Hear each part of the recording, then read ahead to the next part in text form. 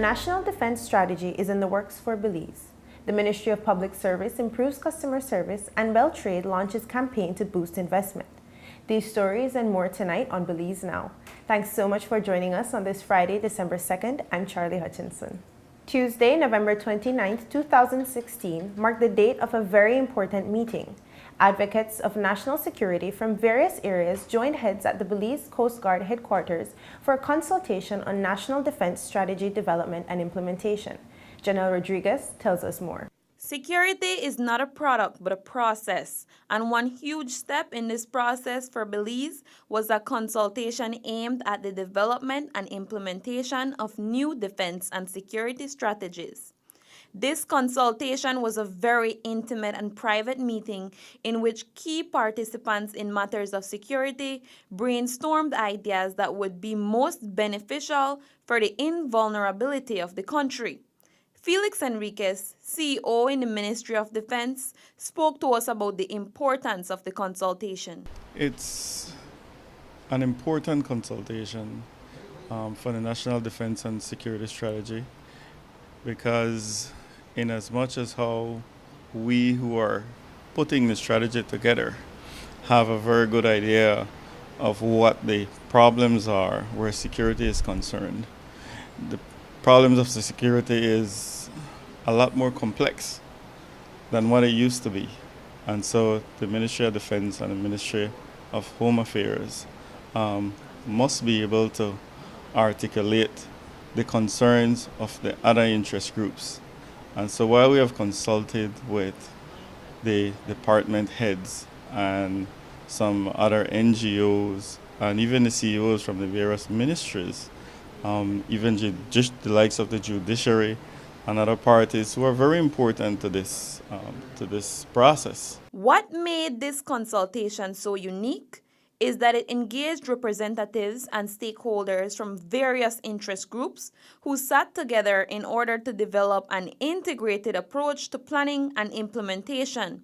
The CEO in the Ministry of Home Affairs told us the importance of diversifying the target group. Those that you see here today are the ones that were unable to engage with the planners at the May consultation process. And because we intend for this to be not just a whole of government, but a whole of society process, we decided that it was absolutely important to have them here today so that we can hear from them and for them to be able to inform the process of the development of the national security and defense strategy. Despite having different convictions, individuals from all areas of national security came together in a coordinated effort to develop the strategic environment, national security, and defense vision. One of these participants was Mr. Will Mahia, largely known for his efforts with the Belize Territorial Volunteers.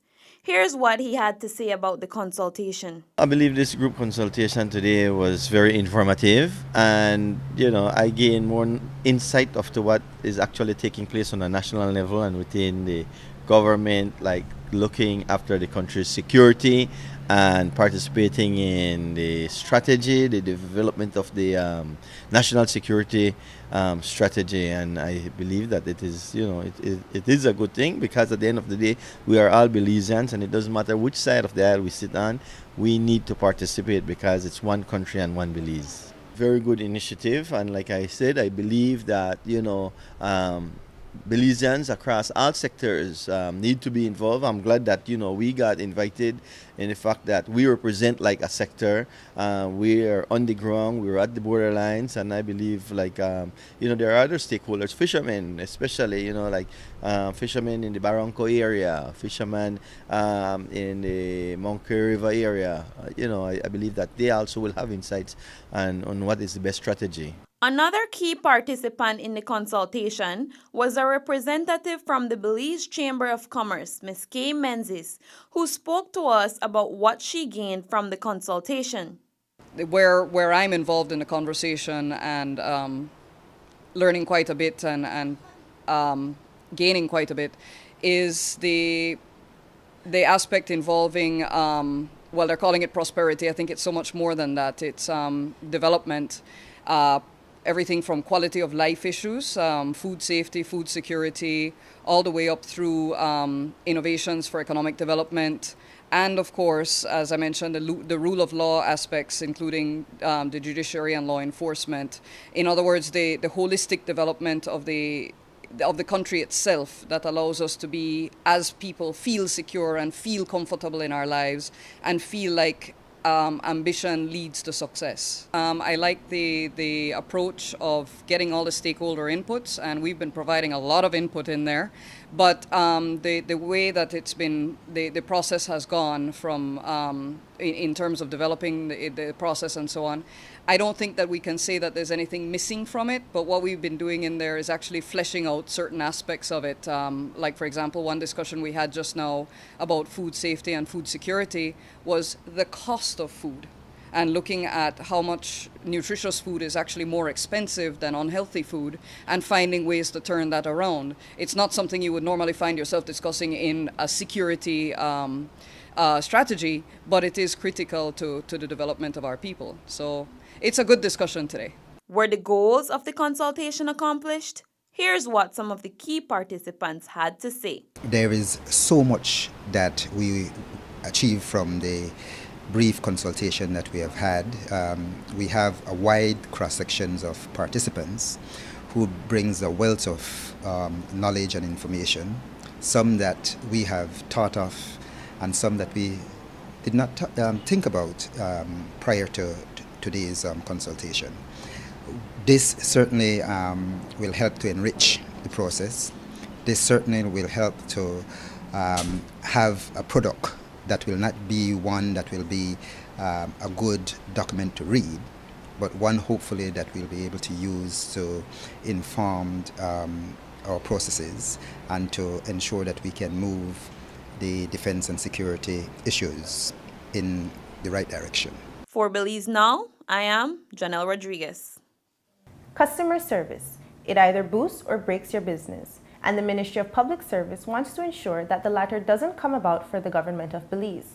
The ministry has been carrying out a series of customer service trainings this year, and Belize Now found out more. Number 4, ease of access. Implement measures in which information for a customer's personal situation and unique interests are readily available. We thought as a group that during February and March of this year, the Ministry of Public Service, in partnership with the Belize Tourism Board, held the first ever frontline personnel training with the aim of improving the quality of government ministries' customer service. The training seeks to heighten awareness of customer service and ways customer service can be improved, particularly by the public officers who interact directly with the public, whether in person or over the phone. We've covered a wide variety of topics. We've focused a lot on our telephone standards and most critically on attitudes, behaviors, and things that the public will definitely pick up on when they visit the office. Neil said that the ministry supports the principle of learn, teach, and apply. So to help the ministry reinforce what has been taught and learned, they established a mystery calling program and carried out customer service satisfaction surveys. These were being carried out over the past few months to test the newly developed skills of the participants while on the job. Officers are definitely more aware, they're more alert, and we have been getting some good feedback from our mystery calling program. There's still a lot of work that needs to be done, but we keep emphasizing to our officers that the quality of service we provide to the public must improve. We're under the spotlight. People are putting forth their complaints and their concerns over the social media, and so we must take a personal pride and passion in improving the service. Almost 500 public officers have been trained so far. Belize Now got a chance to talk to a couple of the participants from the first cohort about their opinions on the training and how their post-training experiences have been so far. I think it's something very good for the public service because on a day-to-day basis, we deal with different type of customers in the public service, not only our internal customers, meaning our co-workers, or within our different ministries we have within the government department, but we deal with the outsiders. So for me, I think the training was well-deserved for the public officers who attended it. go and do the training. It is something not only for your ministry that you're representing, but also for yourself. Because today you might be with the public service, tomorrow you don't know where you will be. And a training like this is very good because, like I say, customers are first. Customers are our important people. So far, it has been excellent. What I have learned most and applied most is how to deal with the irate customers. And since the training, what I have done was I created my own training, and so I had trained my staff at the Dangria Sub-Treasury where I used to work.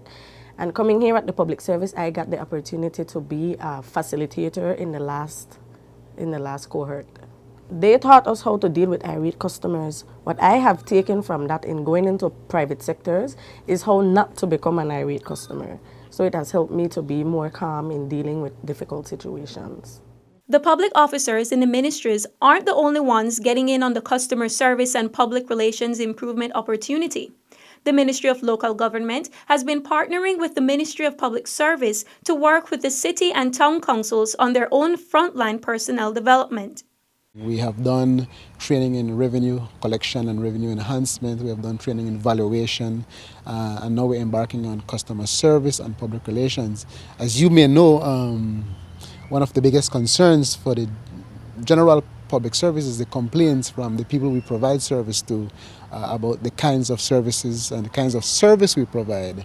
And so through the efforts of the ministry and the Belize Mayors Association, we recognized that we needed to give frontline officers an opportunity to build their capacity to enable them to provide better service to the people that they serve on a daily basis. A series of trainings have been conducted during the past fiscal year in the 9 municipalities as a part of the Ministry of Local Government's ongoing effort to build capacity of municipal governments to provide better services. So far, 6 of the 9 municipalities have completed all their courses, and the others will be carried out over the next few weeks. King tells us why these trainings are important. As we recognize the need to build the public service within the municipalities, I think that everybody will appreciate that once you're able to expand on what the government public service does into what the local government public service does, then you build a stronger public service system in Belize. For Belize Now, I'm Miriam Longsworth.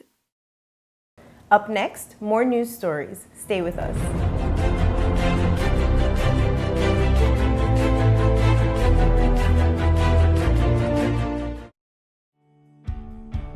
Across the country, development and transformation continue under this government. The new Guanacaste roundabout at the junction of the Hummingbird and the George Price highways is complete and one to be proud of. The George Price Highway is being rehabilitated from the Belmapan Junction to Benque Viejo. There will be a new baking pot bridge and upgrade of the Caracol Road. Also, the new Macal River bypass and bridge will be completed by March 2017. In the Belize district, the work has already started from the Hallover Bridge to the Philip Golson Airport, and funding has now been secured for the new link road to span the Belize River starting from behind Gentrack and coming out at Mile 8 on the George Price Highway. A $40 million UK grant has been secured for the paving and aligning of the coastal road and construction of new bridges. Under this same grant, the Philip Golson Highway will be improved between Orange Walk and Corozal. This government continues to work for the development of Belize. Your vision, our mission.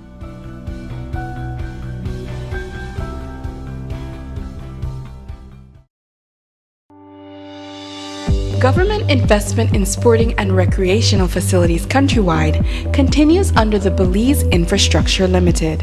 In the Cayo District, the Victor Galvez Recreational Park, the Falcon Field Basketball Court, and the Santa Elena Football Field are all completed and being enjoyed by the community.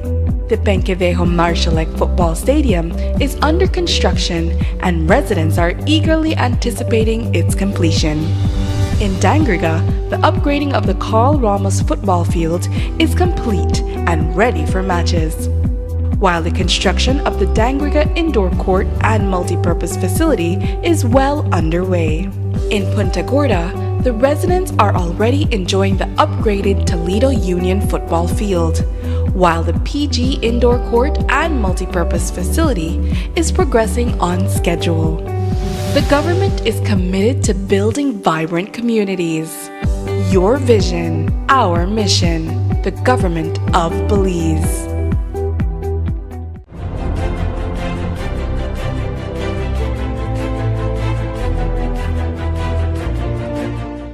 Friday, November 26th, marked another historic milestone for the Belize Trade and Investment Development Service, Beltraide, as the agency unveiled yet another initiative.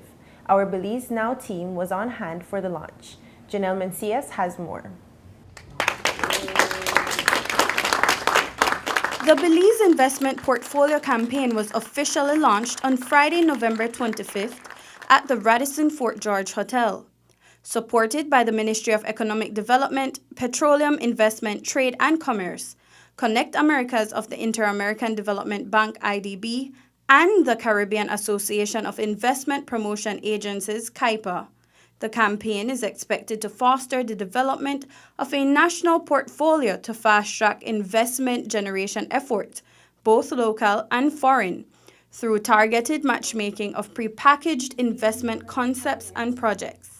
Speaking at the event, Honorable Tracy Panton, Minister of State in the Ministry of Economic Development, Petroleum, Investment, Trade and Commerce, highlighted the importance of such an endeavor.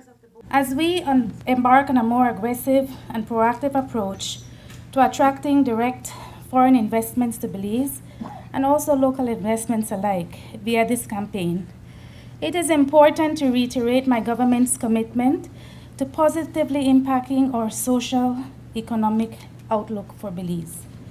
As a government, we will do all that we can to support fresh inflows of hard currency as we work to ensure a sustainable and steady growth of our GDP in all sectors of the economy.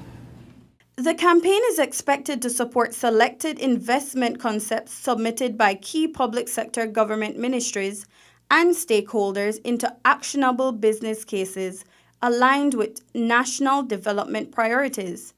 Minister Panton pinpointed one such scenario which has been largely successful for the government.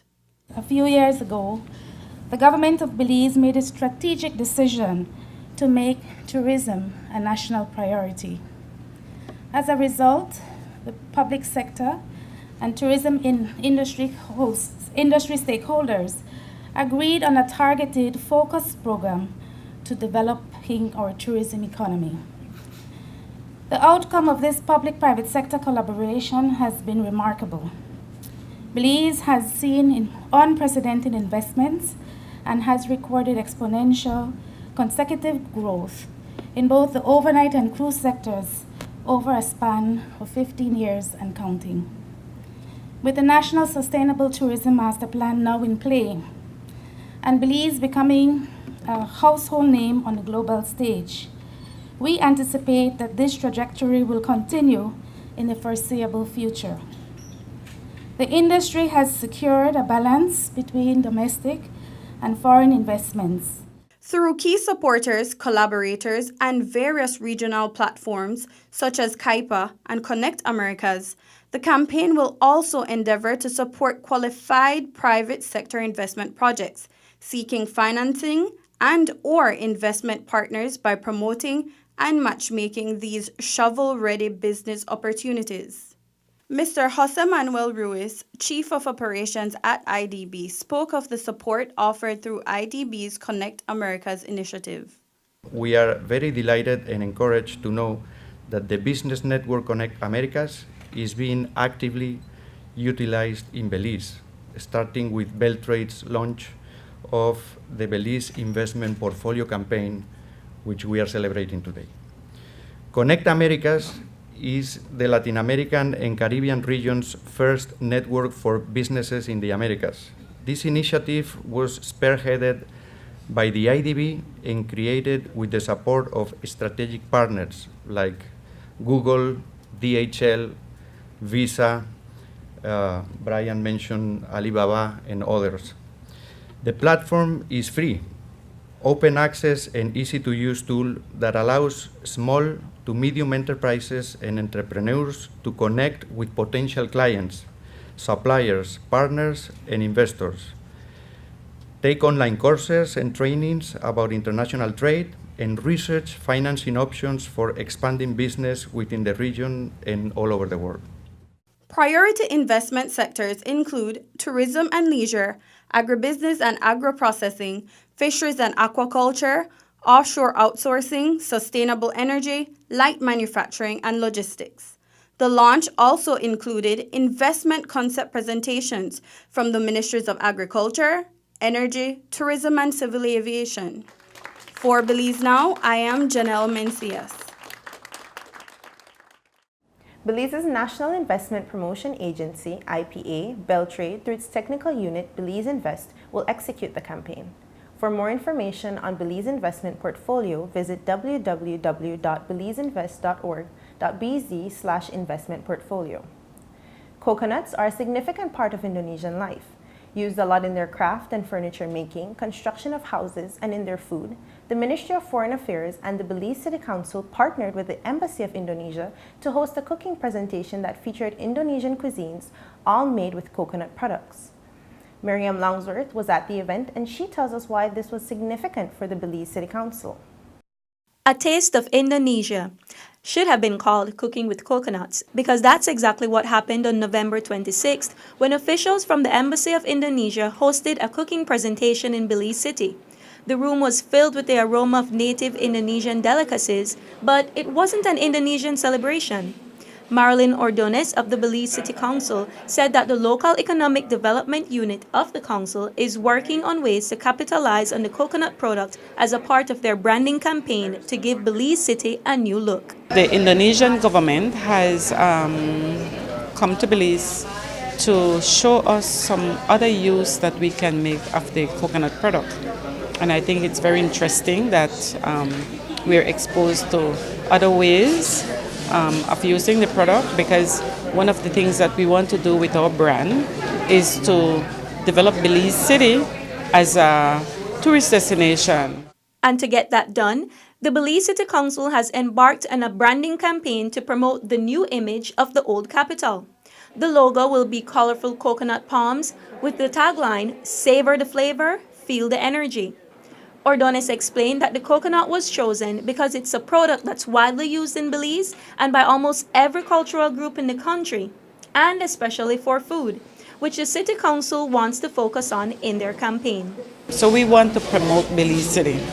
So through our brand, we want to use it to promote the food. When we look at the product within all the food that we eat in Belize or we consume, they include some coconut product. You know, we love the coconut milk, our bread, our Johnny cakes, our fried jack. Everything has coconut. For Belize Now, I'm Miriam Longsworth. After the break, our segment, In Case You Missed It. Don't go anywhere.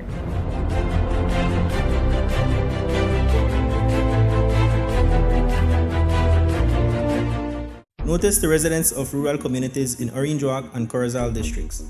If you value your health and your children's health, you will dispose of your garbage only at approved sites. The disposal of garbage at any other location is illegal, and if caught, you can be fined up to $5,000. If you don't get caught, you can still suffer health impacts caused by these illegal sites, because illegal dump sites harbor pests such as rodents, possums, and mosquitoes that carry diseases. These can transmit those diseases to you and your children. In addition, the garbage you throw away illegally can contaminate water bodies near your community, the same water bodies you might use for recreation or other purposes. Only with your help can the Department of Environment ensure that Belize's development is safe for present and future generations. You can also contact your local village councils or Belize Solid Waste Management Authority for more information. The Department of Environment thanks you for your help. How about it?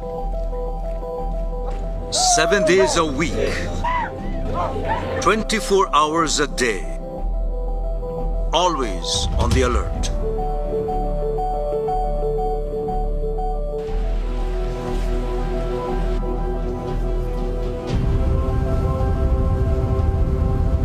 disciplined, well-trained military machine we can all be proud of. The Belize Defense Force. Be proud. Be Belizean. Shoulder to shoulder with the BDF.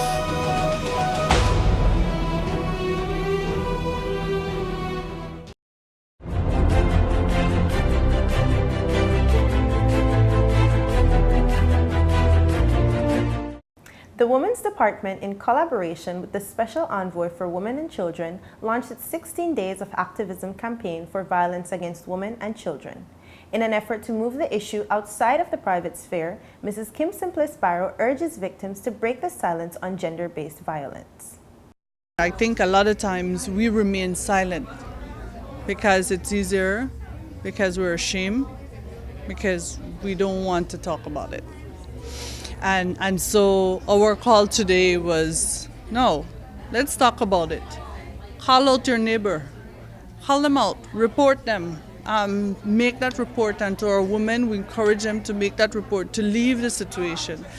It's always easy. We heard testimonials today from 3 very strong, very independent women who have gone through it and who have survived, who are survivors. But we also know that there are those who don't survive. And so it is very important that you seek the help that you need. Who would have thought that a woman like me would end up in such a violent relationship? It wasn't the first time that he hit me, but perhaps the most violent episode. I began to believe it was my fault and felt like I was on this roller coaster that I couldn't get off. I have spent countless hours crying, and he would come back begging for another chance. Of course, I gave him. How did I cope being in an abusive relationship? Inner strength. I hoped and prayed that he would change. He never did. I had my friends over just like every other Friday night. I was excited about us moving into our new home, and I had hoped that things were going to be different, better, you know? He started drinking, but I wasn't worried because I figured our relationship was going great. He didn't hit me for 3 months. He changed, or so I thought. We went out to the local bar and we were having fun. It was now time to go home and he couldn't find his vehicle keys. He started to yell at me. My friends looked at me surprised while I pretended that this was the first time he behaved in this demeanor. He started choking me and slapping me. I was very embarrassed, and my friends quickly decided to look for the keys. Marley, we found the keys. I thought, okay, that was a close one. But while driving home, in silence, he looked at me and said, "Watch where I catch you when we reach home." My situation evolved into where I was being humiliated in public, at many functions, and behind closed doors. My worst experience occurred in 2007 in Belmopan, when my abuser came home drunk. We got into an argument, and he slammed my face into the bedroom door so violently that it caused my face and eyes to instantly swell. I was so severely injured that I had to be rushed to the hospital and was advised that I needed to be transported in an ambulance to Belize City. I refused to get in the ambulance, and I insistently said no, that I was okay and I'd be fine. I ended up having to remain at home for about 2 weeks. The injury was so bad that it damaged a nerve that even today, when I touch a certain part of my face, it shocks my teeth. There remain still so many stories yet untold, and there are so many wounds so deep and painful. Who would have believed that one day I would have the courage to share my experience with others in a public forum such as this? An all too common question asked about women who are battered is, why do they stay?